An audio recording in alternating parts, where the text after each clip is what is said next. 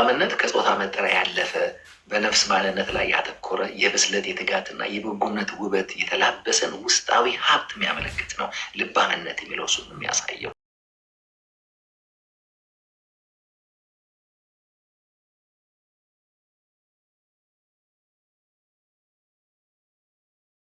ስለ ኩርፊያ ነው ዛሬ የምንነጋገረው። እንግዲህ በጋብቻ ውስጥ እግዚአብሔር በሰጠን ተቋም ውስጥ ይህ ተቋም የሁለቱንም አካላት ትኩረት የሚፈልግ ነገር ነው። አንዱ የሚተጋለት ሌላው የሚታዘበው፣ አንዱ ከአንዱ የሚጠብቀው ሳይሆን ሁሉም ወደዚህ ተቋም ይዘውት የሚመጡት አቅምና ድርሻ አላቸው። ስለዚህ ልክ በተለምዶ እኛ ሀገር ማኪያቶ ስንል ወተትና ቡና ወደዛ ሲኒ ይዘውት የሚመጡት ቴስትና ከለር እንዳለ ሁሉ ወደዚህ ጋብቻም ስንመጣ ወደ የትኛውም ወደ ጋብቻ ዓለም ስንመጣ ይዘነው የምንመጣው የራሳችን የሆነ ማንነት አለ። ስለዚህ አስቀድመን በዛ ማንነትን አጋጭተን የምናስቀጥለው ተቋም ስለሆነ ከጋብቻው በፊት የተሰራ ማንነት ባለቤት ስለመሆናችን በጣም እርግጠኛ መሆን መቻል አለብን።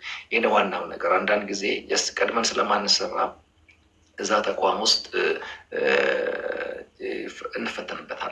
እንፈተንበታለን። ስለዚህ መጀመሪያ መሰራት የሚባለው ነገር ትኩረት ሊሰጠው ይገባል። ከዚህ አንግል ትንሽ ራስን ስለመረዳት አንዳንድ ሀሳቦችን ጥቂት ላሳያችሁና ራስን መረዳት የሚባለው ነገር በጣም ወሳኝ ነው። ይሄ እኔን ሳቀው ነው። ምክንያቱም በጋብቻ ለሌላው አካል የምሰጠው ወደ ሌላው አካልም የማስጠጋው እኔን ነው የማስጠጋው። ከሱቅ አንድ ነገር ስፈልግ የገንዘብ ኃይል እንደማስጠጋ ሁሉ በጋብቻ ውስጥም መርካት ስፈልግ ማንነቴን ነው ይዤ የምጠጋው እና ስለዚህ ወደ ጋብቻ የምንዘረጋው የምናዋጣው እኔያችንን ከሆነ ማንነታችንን ከሆነ ያ ማንነታችን ቀድሞ የተሰራ መሆን ያስፈልገዋል። ቀድሞ ካልተሰራ በጣም ከባድ ነው። እንደዚህ ነው አንዳንድ ምንድን ነው በህግ ደረጃ ላይ ጋብቻን የሚፈቅዱ መንግስታቶች ለሴትነት የሰፈሩት የእድሜ ቁጥር አለ፣ ለወንድነት የሰፈሩት የእድሜ ቁጥር አለ። የተፈለገው ቁጥሩን መሙላታችን አይደለም። የተፈለገው ምንድን ነው በነዛ ቁጥሮች ውስጥ እንዴት እየቆጠርክ መጣ ያንን ዘመን ነው። ገብታችኋል? 1 ዓመት 18 ዓመት ሲባል አቅመ አዳም አቅመ ሔዋን ሲባል እነዛ የተቀመጡ ቁጥሮችን እየቆጠረ የመጣና በነዛ የዘመን ቁጥሮች ውስጥ ራሱን እያዘጋጀ እያበሰለ እየተሰራ የመጣ ሁለቱ እኩል አይደለም ዋጋቸው። ስለዚህ እየተሰራችሁ ነው ወደዛ ጋብቻ የሚባለው ዓለም ውስጥ የምትገቡት። የተሰራ ማንነት ስብዕና ነው ያንን ተቋም በውበቱ የሚገናኘው። ስለዚህ መጀመሪያ ስለ ጋብቻው ስለሚያጋጥመውን የስሜት አይነቶች ከመነጋገራችን በፊት የተሰራ ማንነት የሚለው ነገር በጣም ወሳኝ ነው። ስለዚህ ማንነትህ የህይወት ዘመን ውሳኔዎችህ ጭምር መሆኑን መርሳት የለብህም። የኖርካቸው ትናንትናዎች ዝም ብለህ እየመሸ እየነጋ ያሳለፍካቸው ብቻ አይደሉም፣ ወይም መምሸትና መንጋት ብቻ አይደለም የተፈራረቁት በህይወታችን ላይ። በእያንዳንዱ የዘመን ቁጥር ውስጥ ህይወት ያላተመችን ማንነት አለ አይደለ? ይሄ ማህበራችን ጋር እንላተማለን። የምናነባቸው መጽሐፍቶች አብረናቸው ያሳለፍናቸው ያደግንበት ተወልደን ያደግንበት ማህበረሰብ፣ ቋንቋው፣ ባህሉ፣ ካልቸሩ፣ ንጽረተ ዓለሙ እነዚህ ሁሉ ተራ ነገሮች አይደሉም። ህይወታችን ላይ ያመጡት አሉታዊም ሆነ አዎንታዊ ማንነት አለ። አሁን ያለንበት ማንነታችን ብቻችንን የፈጠርነው አይደለም። እኛ የሆንነው አለ፣ በፈቃዳችን እያነበብን ያዳበርነው አለ፣ ማህበረሰብ የሰጠን አለ፣ ወላጆቻችን የሰጡን አለ፣ ስለ ልቦናችን የእነዚህ ሁሉ ውቅር ነው። ስለዚህ እኔ ማን ነኝ የሚለው ጥያቄ መልሱ ያው የታወቀ ነው። እኔ ማን ነኝ ለሚል ጥያቄያችሁ መልሱ አንተው ራስህ ነው። መጀመሪያ ማወቅ ያለባችሁ ይህንን ነው። እኔ ማን ነኝ የሚለው ነገር ላይ በጣም ትኩረት ያስፈልጋል። አንዳንዴ እኔ ጋር ነኝ ወይ የሚለው ነገር ብዙ ጊዜ እኛ የማንኖርባቸው ብዙ አጋጣሚዎች መኖራቸውን መርሳት አለብን። አንዳንድ ጊዜ ፈቃዳችንን እየኖርን ነው ወይስ ሌሎች እየኖሩብኝ ነው የሚለውን ነገር በጣም መልስ ማግኘት አለበት። እንደአሁን እዚህ ውስጥ ብዙ ጊዜ ኢንቲሜት ጓደኞች አሁን እዚህ ውስጥ 4 እህቶች ቢኖሩ አንዷ ቡቲክ ገብታ አንድ ሱሪ ለብሳ አይታ ወዳው መታና ብታሳያቸው አያምርብሽም ቢሏት 3ቱ ትቀጥላለች ያንን ለመግዛት ወይስ ደግሞ ታወልቋለች የሚለው ነገር ቴስት አድርጉት። በአብዛኛው ዳሌው የኛ ነው፣ የራስሽ ነው፣ ምርጫሽ የራስሽ ነው፣ ለብሰሽ ወደሽዋል። ግን ከአንቺ ውጭ የሆኑ ሰዎች ስላልወደዱት ብቻ ቶሎ ለማውለቅ እና ለመቀየር ነው የምንጣደፈው። ይሄ የሚያሳየን ምንድን ነው? ምርጫችንን ለመኖር እንኳን የማይፈቅድ ሶሳይቲ ውስጥ ነው ያለ ነው። ይሄ ፈቃዱን እኛ ውስጥ መዝራት የሚፈልግ በእኛ እግር መሄድ የሚፈልግ በእኛ አንደበት መናገር የሚፈልግ አይነት ሶሳይቲ ውስጥ አንዳንድ ጊዜ ህይወት ትንቀሳቀሳለች እና መጀመሪያ ሰልፍ ዲሊቨረንስ ያስፈልጋል። በቃ እኔ ይህንን ነኝ ብለን ከሌላው የምንለይበትን ማንነታችንን ማወቅ በራስ ጀስት ሀዲድ ላይ ህይወትን ለማንቀሳቀስ መጎበዝ ስለሚሆን እንግዲህ ጋብቻ ውስጥ የሚፈጠሩ የስሜት ችግሮች መጠቃት የሚጀምሩት ገና ከጠዋቱ ሆነ እንድታስቡ ያክል ነው አንዳንድ ነገሮችን እየተናገርኩ ያለሁት እና በባህሪያችንና ጸባያችን የምርጫችን መገለጫዎች ናቸው። ማንኛውም ሰው የሚወስነው ከባህሪው ከጸባዩ ተነስቶ ነው የሚወስነው። ንጽረት ዓለም አለው የራሱን ነገሮችን የሚያይበት ራሱን የቻለ ንጽረት ዓለም አለው። ለዚህ ነው የተገኘንበት ቤተሰብ፣ ያደግንበት ማህበረሰብ፣ አካባቢያችን ምን አድርገው ራሳችን የምናይበትን ንጽረት ዓለም በአንድም ሆነ በተዘዋዋሪ ሁኔታ አድርገውታል፣ ቀርጸውታል። ስለዚህ ነፃ መውጣት አንችልም። የዛን ሁሉ ማህበር ነው። ለዚህ ነው አንዳንድ ሰዎች ስታገባ ፋሚሊዋንም አብረህ ያገባኸው የሚሉት አንዳንድ የጋብቻ አስተማሪዎች። ስታገቢ በቃ የሆነ አባቱ እንዴት ምን አይነት አባት እንደሆነ እያየ ያደገ ነው፣ ለእናቱ የሚሆነውን እያየ ያደገ ነው እና ፋሚሊው ነው የምታገቡት እና እዛ ላይ በጣም በጣም ጥንቃቄ ማድረግ ያስፈልጋል። ስለዚህ ማለት ስለመረዳት ስናስብ ልናውቀው የሚገባን በጣም መሰረታዊ ነገር ደግሞ ምንድን ነው? የተጀመርን እንጂ ያላለቅን መሆናችንን ደግሞ አብረን ማሰብ መቻል አለብን። ስብናችን የሚሰራ ማንነት ነው ያለው። ስለዚህ ሁል ጊዜ በየጊዜው እየሰፋና እየበሰለ የሚሄድ ስብዕና እንዳለን በጣም ማወቅ መቻል አለብን። ይሄ ደግሞ ለመሰራት ፈቃደኛ መሆንን፣ ሀሳብ እያዋጣን አስተያየትን እየተቀበልን ጀስት ራሳችንን ለማስፋት እና በአንድ ቤት ውስጥ ያለውን አንድነት ሊፈጥር በሚችል መቀራረብ ውስጥ ግንኙነታችንን በጣም መስራት ወሳኝ ነው። ወደ ምሳሌ 31 ጋር ጥቂት ልውሰዳችሁ እህቶች። ትንሽ እናንተ ላይ በጣም ልስራና ከዛ ወደ እንትን እመጣለሁ። ምንድን ነው ወደ ኩርፊያ ወደሚለው ርዕሳችን እመጣለሁ። ምሳሌ 31 ላይ አንድ ደስ የሚል በብዙ የጋብቻ ካርዶች ላይ የማይጠፋ ጥቅስ አይታችሁ አይደለ? ያ ምንድን ነው? ልባምን ሴት ማን ያገኛታል የሚል በጣም ደስ የሚል ጥቅስ አለ።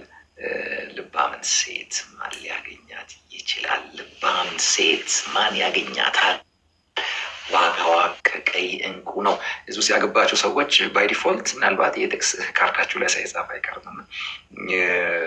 ሁልጊዜ ካርድ ላይ ሳይ በጣም ደግሞ ወንድየው በሚያድለው ካርድ ላይ ነው የማየው እና ያው እየነገረን ያለው ምንድን ነው? እኔ አግኝቻታለሁ እያለን ያለው እና ተበልተሃል አግኝቻታለሁ እኔ አይነት ነገር ነው እያወራ ያለው እና ክፍሉን ግን ሄዳችሁ ስታጠኑት ይሄ ልባምን ሴት ማን ያገኛታል የሚለው ከወንድ አንግል ነው ፍለጋው ወይስ ደግሞ ራሷ ሴቷ ናት ሴትነቷ ላይ ልባምነትን መፈለግ አለባት የሚለውን ነገር ይሄ ጥቅስ ከወንድ ይልቅ የሚመለከተው ማንን ነው የሚለውን ነገር በጣም በጣም እንድታስቡ ያደርጋቸዋል። ምክንያቱም ምንድነው ልባምነት የሚለውን ክፍል ስታጠኑት ፈጽሞ ገብቷቸዋል። ከቁመና ከቁንጅነት ከዳሌ ጋር ከሼፕ ጋር ከምን ጋር አይደለም ያወራችሁ። ምንድነው ሃርድ ኮፒዋን አልፎ ሶፍት ኮፒዋ ውስጥ ይገባል፣ ወደ ውስጥ ይገባል። ባህሪዋን ይናገራል፣ የጊዜ አጠቃቀሟን ይናገራል። ጀስት ፋሚሊዋን እንዴት ማነጅ እንደምታደርገው ራስ አድርጋ የሾመችው ባሏን እንዴት ሙሉ አድርጋ ወደ ውጭ እንደምታዘምተው ባሏ በአደባባይ የተመሰገነ ነው ይላል፣ አያፍርም ይላል። ክረምትና በጋ የማያሰጋው ቤት ነው ፕሮቴክት የምታደርገው እና ይህን ስትመለከቱ ጥቅሱ የሚናገረው ይሄ ልባምን ሴት የሚለው ሴቶች ልባምነትን ጨምሩ፣ ሴትነት ለምን ይጨመር ልባምነት ይጨመር እያለ እንደሆነ በጣም ማሰብ ያስፈልጋል እያስባለሁ። በእኔ መጽሐፍ ላይ ይሄንን አስቀምጫለሁ እና ይሄ ልባም ሴትን በንቃትና በትጋት የሚፈለጉ ጣጣ በዋናነት ያላገቡ ወንዶች ድርሻ ብቻ የሚመስላቸው ጥቂት የማይባሉ ሰዎች መኖራቸው እውነት ነው ብያችኋለሁ እና እንግዲህ እንደ መጽሐፍ ቅዱስ አስተምሮ አያችሁ ከቁመና ከመልከ ግቡነት ያለፈ ነው። በጣም ሩቅ ነው። እነዛ የጊዜ ጉዳይ ናቸው። እንደ ማለዳ ፀሐይ ናቸው። የዘመን ፀሐይ ሲመታው ይጠፋሉ። ገብቷቸዋል። እኔ ጋር ያለ ወንድነት ጋር ያለ ወንዳ ወንድነት፣ ሴትነት ጋር ያለ ቆንጃ ቆንጂትነት፣ እነዚህ ነገሮች ሁሉ እንደ ጤዛ አስቡት። የዘመን ፀሐይ ሲወጣ ጥሏችሁ ይሄዳል። ልባምነት የሚባለው ግን ወደ ውስጥ የሚሆን ውበታችሁ ነው እና ይህን መልካምነት በዚህ መልኩ ከተረዳን የዚህ አይነት ማንነት ባለቤት ለመሆን ፊተኛውና ቀዳሚው አካል ወንዶች ሳይሆኑ በዋናነት ሴቶች መሆናቸውን ማስተዋል አለብን። ስለዚህ እንደው ትንሽ ገለጥ ላድርገው። በሴትነት ከማንም አትበልጡም፣ ከማንም አታንሽም። ይህ ማወቅ አለባቸው። በሴትነት በጾታ ደረጃ ማንም የሆነችውን ነው የሆናችሁት። ከሴትነት የተሻለ የሚያደርጋችሁ ሴትነት ላይ ልባምነትን አድ ማድረጉ ነው የሚለውን ነገር እሱን ነው ክፍሉ ሊነግረን የሚያስበው እና ሴቶች ሴትነትሽን ከመልካምነት የነፍስ ብስለት ጋር የማገናኘቱን ተግባር ትኩረት ልትሰጪው ይገባሻል የሚለውን ነገር በጣም ማሰብ አለብን። ይሄ ልባምነት ተደምሮ ማንነት ላይ ተደምሮ ወደ አንድ ተቋም ሲገባ ነው ተቋም ውስጥ ያለውን ፍጭት ተቋቁመን ህይወታችን ከገባን በኋላ ደግሞ መልኩ ይቀይራል። እስክትገቡ የምትሄዱበት የምትከተሉ ፕሪንሲፕል አለ። ከዛ በኋላ ደግሞ በገባችሁበት ደግሞ እየረካችሁ ለመቀጠል ደግሞ የምትቀጥሉት ራሱን የቻለ ስርዓት አለ። አንዳንድ ጊዜ ከፍ እስክንል የምንሄድበት መንገድ እና ከፍታውን ካገኘን በኋላ በከፍታው ላይ ለመቆየት ደግሞ የምናስቀጥለው ህይወት አንድ መሆን አለበት። ብዙ ጊዜ አይታችኋል። ሳኦል ከፍ እስኪል ድረስ ጎበዝ ነው አይደለ? ከፍ እስኪል ድረስ ዙፋኑ ጋር እስኪወጣ ድረስ በቃ እግዚአብሔርን ያረካ ማንነት ነበረው። የእግዚአብሔር ቃል የሚገኝበት እንደ ነቢይ የለም ሁሉ የሚል ለጠፋ አህያ እግዚአብሔርን የሚራራም ልብ የነበረው ሰው ነው። አሁን የሳኦል ችግሩ ምንድን ነው? ከፍ እስኪል ድረስ የነበረውን ታዛዥነት ከፍታውን ካገኘ በኋላ በከፍታው ላይ ለመዝለቅ ግን ሲያስከትለው አትመለከቱም። ፕሪንሲፕል ሲቀይር አትመለከቱም። አንዳንድ ጊዜ እስክናገባ ላጤ የሆነን የተከተልንበት ህይወት ስርዓት አለ። እንደ ወንድ እንደ ሴት አንዳንዶች ካገቡም በኋላ ያንኑ ላጤነት ነው የሚቀጥሉት። እንደውም ሴቶች አደራችሁን ካገባችሁ በኋላ ያላገቡ ሴቶች ጓደኞቻችሁን ቀንሱ። ምክንያቱም አይረዱትም የእናንተን ዓለምና ኃላፊነት። መለኮት ትልቅ ፕሮጀክት በህይወታችሁ ላይ እንደጀመረና እንዳቋቋመ አይረዱላችሁም። እኔ ባለትዳር እህቶችን እና ወንድሞችን እመክራለሁ፣ ካላገቡ ጓደኞች እና ዳይቮርስ ካደረጉ ሰዎች ራሳቸውን ጠብቁ። ምክንያቱም አንዳንድ ሰዎች ሲምፕሊ ነው ጋብቻቸውን ዳይቮርስ በአፍንጫው የሚደፉት እና የራሷን ያፈረሰች ያንቺን አትገነባም። ይህ ማወቅ አለብን። የራሱን አቃሎ የበተነ ባል ያንተን እንድትሰበስብ አይመክርህም። በጣም ጥንቃቄ ማድረግ መቻል አለባችሁ እና በቃ ካገባችሁ በኋላ በቃ እናንተ ኃላፊነት አለባችሁ። ዘውድ መሆን ጀምረሻል። ስለዚህ ፕሮቴክት ራሳችሁ ማድረግ መቻል አለባችሁ። ከኔ ጋር ናችሁ የምለው እየጠቀማችሁ ነው። እስቲ እንደዛ ከሆነ ቀጥል፣ አትፍራን ምናምን በሉ። ፊታችሁ እያስፈራራኝ ነው። ደግሞ ተደብቃችኋል ሁላችሁ። ካሜራ መክፈት የሚችል ይክፈት፣ እያየሁ ላውራ። ቴንኪው ክያዬ፣ ተባረክልኝ። ኦኬ ኦኬ። እና ታፕታፕ አድርጉን አትርሱ። ኦኬ። እና ሌላው ይሄ ብዙዎች ፈጥነው ግንኙነትን ለመጀመር ከመጣደፍ በዘለለ በጀመሩት ግንኙነት ውስጥ የመዝለቁን ቀጣይ ዋነኛ አጀንዳ የሚያሳስባቸው አይመስልም። አንዳንዴ ኦኬ እስክትለው ኦኬ እስኪላት እጁ እስክትገባ እጁ እስኪያስገባ ድረስ ብቻ ነው አብዛኛው ሰዎች የደግነት ልካቸው፣ የትህትና ልካቸው፣ የትኩረት ልካቸውን ሁሉ በቃ የሚዘረግፉት ህይወት የራሳቸው እስኪያደርጉ ነው። እርግጠኛ ሲሆኑ ገብታችኋል፣ ይበርዳሉ። እዛ ጥቃት ላይ ያመጣህበት የፍቅር ግለት ነው የሚያስከትላት። ማወቅ አለባቸው። ባመጣችሁበት የትኩረት ልክ ነው የምታስከትሉት።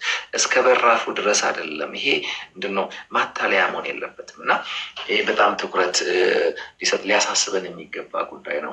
ለመወደድና ለመቆነጃጀት የሚጨነቁትን ያህል መወደድን በዘላቂነት ማስቀጠል ለሚገባ ወሳኝ እውነታ ሲዘጋጁ ደግሞ አትመለከቱም።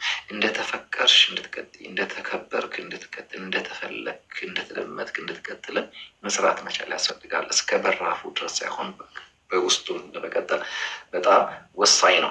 የፍቅርን ትክክለኛ ዓላማ ስለማይረዱ አንዳንድ ሰዎች ግንኙነታቸው ሁሉ እንደ ልጅ የእቃቃ ጨዋታ ይመስላል። አንዳንድ ጊዜ ገብታቸዋል። ለጨዋታ ያበጁትን ቤት አንዳንድ ህጻናት አይታቸዋል። ልጆቹን ስንጫወት በጥንቃቄ ጨዋታው እስኪያልቅ ድረስ በቃ በጣም እቃውን ደርድረን ምናምን አድርገን ልክ ስንጠራ አትገቡም አልመሸም ስንባል ፍርስርሱን አውጥተን እቃቃ ፈረሰ ጨዋታ በጥንቃቄ የሰራ ነው ድብልቅልቁን አድርገን አፍርሰን ነው የምንሄደው እና ያ በጣም ወሳኝ ነው። ስለዚህ በጠቢቡ ሰለሞን ሚዛን የልባም ሚስት መለኪያ ተደርጎ የተቀመጠው ከነፍስ ብስለት፣ ከልብ ርህራሄ፣ ከጊዜ አጠቃቀም እና በማስተዋል ከሆነ ትጋት ጋር የተያያዘውን ማንነት ነው ልባምነት የሚለው። ይህ መጀመሪያ መታወቅ ያለበት ነገር ልባምነት ሲል እነዚህ ማለት ይሄ ከሰልካካ አፍንጫ ከምናምናም እንግዲህ በእርግጥ ጀስት ውበትን የምታደንቁበት የራሳችሁ ሚዛን አላችሁ። እኔ ውበትን በማደንቅበት ቴስት አይደለም ያሬድ የሚያደንቀው እና የእሱ ቆንጆ የምትመረጠው በራሱ ልብ ነው። በእኔ ልብ አያፈቅርም፣ በሱ ልብ አያፈቅርም። ስለዚህ ምንም ትሁን እቺ ናት እጮኛዬ ካለ ዋው ነው ማለት ያለብኝ። ምክንያቱም የእሱ እጮኛ ለእኔ ማማር ግዴታ የለባትም። በእኔ የኔን የፍቅር ሚዛን መድፋት ግዴታ የለባትም። በቃ የእሱ ጀግና ናት፣ አደንቅለታለሁ። ምክንያቱም ይሄ መታወቅ አለበት። አንዳንዴ እዛ ድረስ የሚገቡ በጣም ደፋር ሰዎች አሉ፣ እቺ የሚሉ ሰዎች አሉ እና አዎ እሷ የእሱ ጀግና ናት እና ይህንን ማወቅ በጣም መቻል አለባችሁ። ስለዚህ ሰለሞን አያችሁ ልባምን ሴት ብሎ ሲናገር አይታችኋል። በማለዳ ትነሳለች፣ እንዴት ታደርጋለች? ኧረ በጣም የሚገርመውን ታሪክ ስትመለከቱ በቃ ልጆቿ ላይ የምትሰራው ጊዜዋ ላይ ኢቨን አይታ እርሻ ትገዛለች ይላል። ይገርማችኋል። ሲዝለይታ በቃ በገበያ ጎበዝ ናት፣ በምናምን ጎበዝ ናት። ስለዚህ የባሏ ልብ ይመካባታል ይላል። ባልሽ ፕራውድ የሚያደርግብሽ እስኪሆን ድረስ ይህንን ልባምነት በጣም በጣም ለሰሩት ይገባል። ወደ ኩርፊያ ከመሄድ በፊት የወንድነትና ሴትነት፣ ባልነትና ሚስትነት፣ ጾታና ብስለት የሚባል ነገር አለው። የኔ መጽሐፍ ምንድነው? ወንድ ሴት፣ ባል ሚስት፣ ጾታና ብስለት የሚል ርዕስ ነው። ወንድ ሴት ማለት በቃ ጾታ ነው። ወንድ ሴት ጾታ ነው። ወንድነት ጾታ ነው። ሴትነት ጾታሽ ነው። ሚስትነት ብስለትሽ ነው። ባልነት ብስለት ነው። ስለዚህ ወንድነት ላይ ባልነት አዳርግ እያልኩ ነው ያለሁት። ሴትነትሽ ላይ ሚስትነት የሚባለውን የውስጣዊ ብስለት ጨምሩበት ነው። አንዳንዱ በቃ ላጤም ሆኖ ወንድ ነው፣ አግብቶም ወንድ ነው። ከዛ ይሰውርሽ ጌታ። እውነት ይሄ ምንድን ነው? ውስጣቸውን ለማብሰል ከሚያረፍዱ ወንዶች እግዚአብሔር ይጠብቃቸው። ወንድ ብቻ አትሁን። በወንድነት ከማንም በቃት። ወንድ ጾታ ነው። ወንድ መሆኑ የታወቀው ገና እንደተወለድክ ነው። ለእናት ወንድ ልጅ ተገላግለሻል ብሎ በቃ ያበሰባት እና በቃ ወንድነት ጾታ ነው። እንደው እዚህ ግራ እንዳትጋቡ እንጂ ጾታን ለማየት ዝቅ ብለን ነው የምናየው። ብስለትን ለማየት ግን ነፍስ ውስጥ ነው የምንገባው። ስለዚህ ይህን ማወቅ መቻል አለባችሁ። ወንድ ሴት ጾታ ነው። ባል ሚስት ግን ብስለት ነው። ወደ ውስጥ የሚሰራ ስራ ነው። ይህን ማን ስብዕና ይዘን ነው ወደ ተቋሙ የምንገባው። ያኔም ተቋም ውስጥ ያሉ ብዙ ቻሌንጆችን መቋቋም የሚችል ማንነት ይዘን የምንገባው ከዚህ የተነሳ ነው እና ዝም ብለን እያበጠረን ብቻ እየተቋቋለን ብቻ መኖር የለብንም። ቴክር እና ይህንን እንደው ማሳት ይኖርብናል ብዬ ነው የማስበው። ባለፈው ነግሬያቸዋለሁ። አቅመ አዳም ለአቅመ ሔዋን የደረሰ ልጅ አላት እና የሚባል ነገር ሰማለሁ እና እኔ እስካሁን ያልገባኝ ግን የሔዋን አቅሟ ስንት ነው? የአዳም አቅሟ ስንት ነው? ቁጥሩ ነው ወይስ ብስለቱ ነው የሚለው ነገር ብዙ ጊዜ ትኩረት የተሰጠ አይመስለኝም። እና ዝም ብላችሁ እድሜ አትቁጠሩ። እያነበባችሁበት ቁጠሩት፣ እየተማራችሁበት እየተመከራችሁበት ቁጠሩት። ብስለታችሁ እዛ ውስጥ ነው ያለው። ይህንን ተቋም ማስቀጠል ትችላላችሁ። በተለይ ሚስቶቻችን እውነት የምምላችሁ እናንተ የዛ ተቋም ህይወት አስቀጣይ ናችሁ። ይሄ የምትመቸው ረዳት ያሬዶ ትናንት ያው በአካል አስተምሬያለሁ ቦሌ ላይ ስለ ሔዋን በደንብ ስናገር ነበር እና ምንድነው የምትመቸው ረዳት ስንፍጠርለት ሲል ላይፍ ሴቨር ማለት ነው። ቦታችኋል ሩት ወርዶ ይሄ የሂብሩ ላይፍ ሴቨር የሆነች እንፍጠርለት ሲል ነው የምትመለከቱት። የአዳምን ህይወት ለማስቀጠልም ሆነ ለማቋረጥ ትልቁ ጉልበት ያለው የተሰጠው ሚስት ጋር እንደሆነ የምታወት ምንድን ነው? አዳምን ለመግደል ሰይጣን የሄደው ወደ ሔዋን መሆኑን ስታዩ ይገባችኋል። የአዳምን ዘላለም የአዳምን ህይወት ማቋረጥ በፈለገ ጊዜ የህይወቱ ባለቤት ሁሉ ነው፣ ወደ አዳም አይደለም ሄደው። ያንን ህይወት ፕሮቴክት የምታደርገው ሔዋን እንደሆነች ያውቃል። አያችሁ። ስለዚህ አዳምን ለመግደል የተኮሰው ሔዋን ላይ ነው። ስለዚህ አንቺ የዚህ ትዳር ህይወት ጠባቂ ነሽ፣ የልጆችሽ ህይወት ጠባቂ ነሽ፣ የባለሽ ሙላት ጠባቂ አንቺ ነሽ። ይህንን መርሳት የለባችሁ። ያላገባችሁም በጋብቻ ስታስቡ ይህን እያሰባችሁ ነው ያለባችሁ። በቃ እግዚአብሔር በሚሰጠኝ ትዳር ውስጥ የዛ ህይወት ጠባቂ ነኝ፣ ፕሮቴክት አደርጋለሁ። አያችሁ። ይህን በጣም ጥንቃቄ ያስፈልጋል። ባለፈው ነግሬያችሁ እንደሆነ አላውቅም። ቀድማ የበላችሁ ሔዋን ናት። የሚገርማችሁ እየበላች ስንት ፍሬ እንደበላች ባናውቅም በላች ነው የሚለው። እንግዲህ አንድ ቅርጫት ሁሉ ብትበላም አይኗ ግን አልተከፈተም። አዳም በሌለበት እሷ እንደ ጉድ ነው የበላችሁ፣ ግን መሞቷን አላወቀችም፣ ራቁቷን አልሆነችም። ለአዳም ሰጠችው። እሱ ገና አንዴ ሲገምጥ ነው ሁለቱም ራቁታቸው ነው ያወቁ። አያችሁ። ይህ የሚያሳያችሁ ነገር ይህ ስለ ህይወት ሰክሬት ነው መጽሐፍ የሚናገረው። ታስታውሳላችሁ። አዳም ቀድማ የበላችሁ ሔዋን ናት። ቀድሞ የተጠየቀው ግን አዳም ነው። ይሄ ዲቫይን ፕሪንስፕል ነው። ይህንን ለመቀበል ፈቃደኛ ካልሆናችሁ ወደዚህ ተቋም አትጣደፉ። ሮጠሽ ገብተሽ ሮጠሽ የምትወጪ ሮጠሽ ሰብስበሽ ሮጠሽ የምትበትኝ ሮጣችሁ መስረታችሁ ታግላችሁ የምታፈር ለመገንባቱም ለማፍረሱም ኢነርጂ የምታዋጡበት ቤት ምን ያደርጋላችኋል? እናደርግላችኋል። ስለዚህ መጀመሪያ ይህንን ራሳችን ላይ መስራት መቻል በጣም ወሳኝ ነው። ኦኬ ይብቃችሁ መሰለኝ፣ ወደ ኩርፊያ ልግባ። ያ ኩርፊያ ከኩርፊያ በፊት ድገመው አንዴ። የትኛዋን? አሁን ያወራውን ሀሳብ ድገመው እያልኩ ስለሆነ ትንሽ ድገመው መልሰ። የአዳምና ሔዋንን ነው? አይ የመጨረሻዋን ነው። ፔስዬ ከታች የበላችሁ እሷ፣ ነገር ግን የተጠየቀው እሱ። ቀድማ በልታ ብቻዋን አይኗ አልተገለጠም። ልክ አብሮ መጥተው ሲገናኙ ነው እርቃናቸውን ያወቁ ሚስጥር የሚለውን እሱን መሰለኝ። ምንድን ነው ቀድማን የበላችሁ እሷ እና እንደ በላች አይኗ ሲከፈት አትመለከቱም አይደል? ከዛ ለአዳምም ሰጠችው ይላል። ከዛ በኋላ ነው ልክ እሱ ሲበላ የስራ ቦታችን መተፋፈር ጀመሩ ይላል። አያችሁ። እና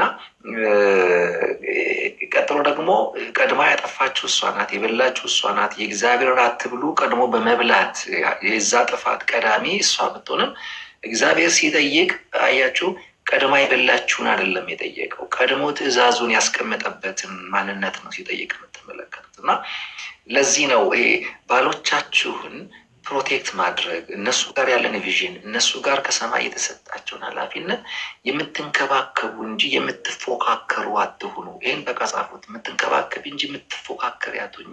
ወደዚህ ትዳር ለፉክክር አልተጠራሽም። ወደዚህ ትዳር ለፉክክር አልተጠራንም የአባቴ ልጆች። ምክንያቱም በቃ ተቋም ካለ ራስ አለው። ያንን ራስ የምንጠብቅ እንጂ የምንፎካከር መሆን የለም። በቸርችም እኮ እንደዛ ነው። አንዳንዶች አብረዋችሁ ሆነው ይላኳችኋል፣ ይፎካከሯችኋል እንጂ ሰሚት ሲያደርጉ አትመለከቱም። ለዚህ ነው አያድጉምም አያሳድጉምም። የሆነ ቦታ ሁሌ ህይወትን ከዜሮ ነው የሚጀምሩት። 20 ዓመት አገልግሎ ከዜሮ የሚጀምር ይሆናል። የሆነ ከዜሮ የሚጀምር ይሆናል። የሆነ ሰበስባ 2 ዓመት ከዜሮ ይጀምራል እና ሁሌ በዜሮ የሚባዛ ህብረት ነው ሰዎች የሚፈጥሩት። እና እንደዛ እንዳይሆን ጥንቃቄ በጣም በጣም ያስፈልጋል። ይህንን ከማለት አንግል ነው ብዙም የስልባቸውን ላይ ተጣሉት።